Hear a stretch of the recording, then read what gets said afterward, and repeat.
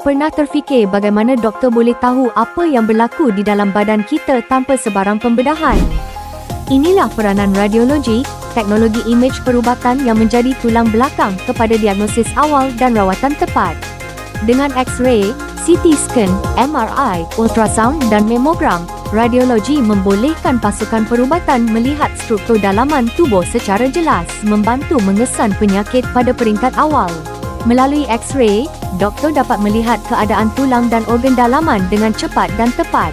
Dalam kes kanser, imej MRI membantu mengenal pasti ketumbuhan kecil sebelum ia merebak. Untuk stroke, imbasan CT menunjukkan kawasan otak yang terjejas dalam masa beberapa minit sahaja dan membolehkan rawatan segera dimulakan. Ultrasound pula digunakan bukan sahaja untuk pemantauan kehamilan, tetapi juga bagi menilai fungsi organ seperti hati dan buah pinggang tanpa pendedahan radiasi.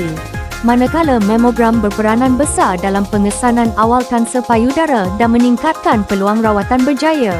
Dan bagi trauma, radiologi memastikan kecederaan dalaman dapat dikesan dengan pantas dan tepat.